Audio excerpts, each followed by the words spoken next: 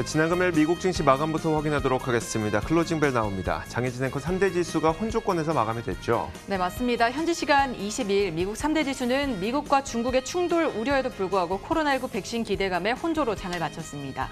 주간 기준으로는 다우지수가 3.29% 오르면서 지난 4월 9일 주간 이후 최대 주간 상승률을 기록을 했고요. 나스닥이 3.44%, S&P 500 지수가 3.2% 올랐습니다. 먼저 미국과 중국의 갈등이 고조되면서 시장에 부정적인 요인으로 작용하고 있습니다. 코로나19 책임을 둘러싼 공방이 거세게 오가는 가운데 중국이 홍콩의 의회를 거치지 않고 홍콩 국가보안법을 제정할 것이란 방침을 밝히면서 양국의 갈등은 더 고조될 것으로 보입니다. 미국은 홍콩 보안법에 더욱 강력하게 대응할 것이라고 전했고요. 중국은 홍콩 문제에 개입하지 말라고 경고를 했는데요. 경제적 갈등으로 확대될 것이란 우려가 커지고 있습니다. 미국 상무부는 이날 대량 살상 무기 및 신장 위구르 자치구에서의 인권 탄압과 관련한 이유를 들어서 30여 개 중국 회사와 기관을 블랙리스트에 올렸다고 전하기도 했는데요. 다만 무역 문제와 관련해서는 다소 유화적인 신호를 보내고 있어서 계속해서 지켜보셔야겠습니다. 네, 코로나19 백신 관련해서는 긍정적인 소식들이 이어지고 있습니다. 앤서니 파우치 박사는 모더나가 개발 중인 코로나19 백신 1차 임상시험에 대해서 희망적이라고 말했고요. 연말까지 백신 개발이 가능하다는 의견도 확인시켜줬습니다. 또 미국이 코로나19 백신을 개발 중인 주요 제약사들과 함께 10만 명 이상의 대규모 인원이 참여하는 임상시험을 추진하고 있다고 보도를 했는데요. 이러한 소식들이 전해지면서 지수에 긍정적으로 작용해 장중 반등하는 모습도 확인해 볼 수 있었습니다. 보다 자세한 마감 상황도 확인을 해보시죠. 먼저 다우지수 하락 출발했고요. 장중 등락을 거듭하긴 했지만 반등하지는 못했습니다. 0.04% 보합권에서 하락 마감하면서 24,465포인트의 거래 마쳤습니다. 이어서 나스닥 지수도 확인을 해보시죠. 0.43% 올랐습니다. 9,324포인트의 거래를 마쳤고요. 등락을 거듭해 장 후반에 상승세로 전환하는 모습이었습니다. 마지막으로 S&P 500 지수까지 확인을 해보시면 0.24% 상승 마감을 했고요. 2,955포인트입니다. 오르락 내리락을 반복을 하다가 막판에 오름폭을 키워나가는 모습이었습니다. 이렇게 3대 지수는 혼조로 장을 마쳤는데요. 이날 상품 시장은 어땠나요? 자, 상품 선물별로 살펴보도록 하겠습니다. 먼저 국제 유가인데요. 국제 유가는 지난 금요일에 2% 정도 하락한 채 마감이 됐습니다. 미중 간의 긴장이 심화되고 있다는 점과 수요 회복의 속도가 조금 생각보다 느릴 수 있다는 우려감, 이런 것들이 작용하면서 국제 유가를 떨어뜨렸는데요. 지금 화면에서 보이는 이 노란색 선이 바로 전일 종가입니다. 전일 종가에 비해서 조금 못 미친 채 하락해서 마감이 됐다는 건데, 홍콩 보안법을 둘러싸고 미중 간의 긴장감이 심화되고 있다는 점과 중국이 연간 GDP 제시하기를 포기했다는 점, 이런 것들이 수요 회복 속도가 예상보다 느릴 수 있다는 우려로 작용을 했습니다. 지난 금요일에 2% 정도 내려간 채 33달러 선에 WTI 가격은 마감이 됐습니다. 자, 이어서 국제 금값 살펴보도록 할 텐데, 국제 금값은 오른 채 마감이 됐습니다. 0.8% 정도 올랐고요. 금리와 함께 살펴볼 텐데, 금리는 좀 내려가는 모습이었습니다. 말 그대로 안전자산에 대한 선호 심리가 조금 더 높아졌다는 얘기겠죠. 경기 회복의 둔화 속도, 그리고 미중 간의 갈등 심화, 이런 것들이 금값에 대한 수요, 금에 대한 수요를 높였다는 분석입니다. 이어서 금리도 살펴보도록 할 텐데요. 같은 맥락입니다. 미중 간의 갈등이 심화되다 보니까 10년물 국채 금리는 소폭 하락하는 모습이었습니다. 0.02% 정도 내리면서 0.661%의 거래를 마쳤습니다. 자, 이렇게 상품 선물 시장 살펴봤습니다. 외신 확인하도록 하겠습니다. 자, 첫 번째 외신부터 들어볼까요? 네, 미국이 코로나19 백신 개발에 속도를 내고 있습니다. 10만 명 이상이 대규모로 참여하는 임상시험을 진행할 것이라고 전했는데요. 미국이 10만 명 이상이 한꺼번에 참여하는 막대한 규모의 코로나19 백신 임상시험을 진행할 것이라고 보도를 했습니다. 유력한 백신 후보 물질을 개발 중인 주요 제약사 등과 함께 10만 명에서 15만 명을 대상으로 진행될 계획이고요. 주요 제약사들은 데이터를 공유하고 임상시험 네트워크 등을 경쟁사와 나누게 됩니다.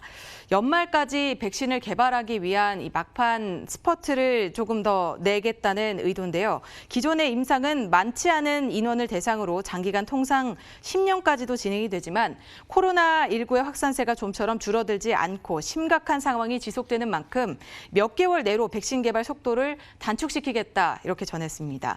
초기 연구에서 안전성이 검증된 후보들부터 한 백신당 2만에서 3만 명씩 투입이 돼서 참여를 해서 임상시험이 진행될 예정이고요. 이에 대해서 앤서니 파우치 박사는 만일 모든 것들이 제자리에 맞아 떨어진다면 올해 12월 또는 내년 1월쯤에는 백신을 볼 수 있을 것이다. 백신을 얻을 수 있을 것이다라고 말하기도 했습니다.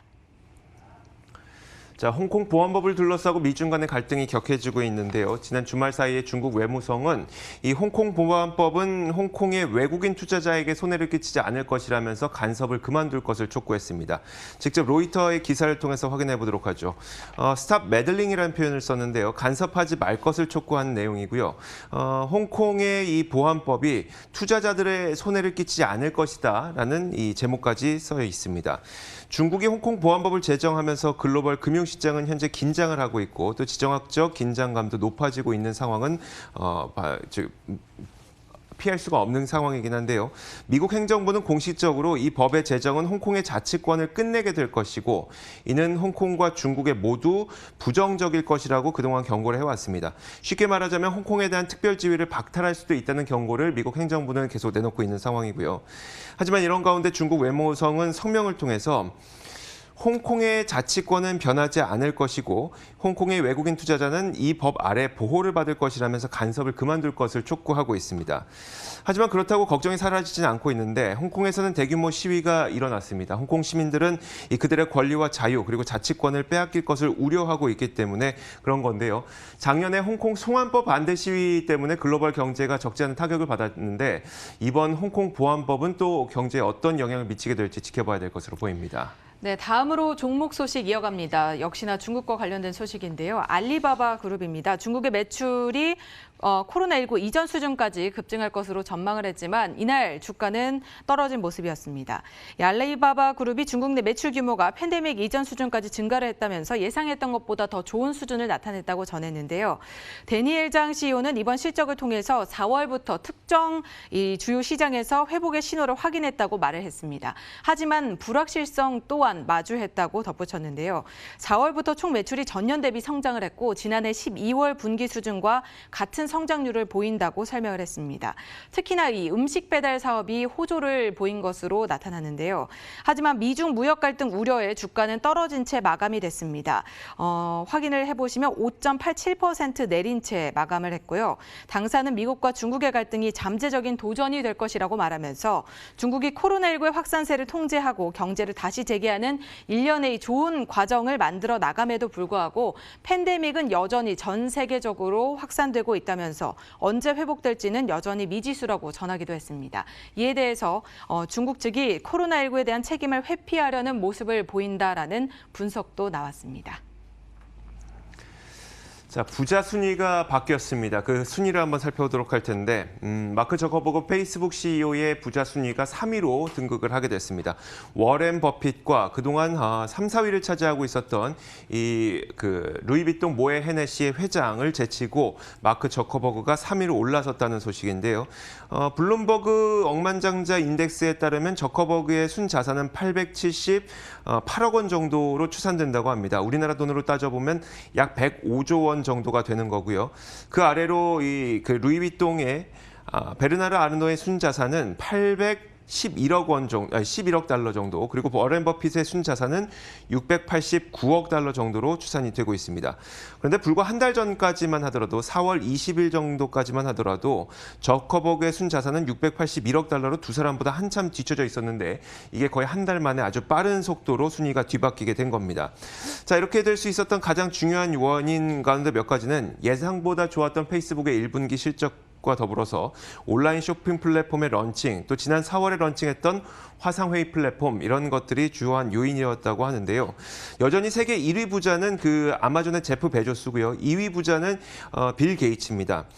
물론 두 사람보다 아직은 한참 뒤처지지만 불과 한 달 전에 제프 베조스보다 순자산 가치가 거의 2배 정도 차이가 났던 것에 비하면 그 격차가 매우 빠르게 줄어들고 있다고 비즈니스 인사이더에서는 평가를 했습니다. 자, 이렇게 글로벌 외신 살펴봤습니다. 맨해튼 나우 이어가도록 하겠습니다.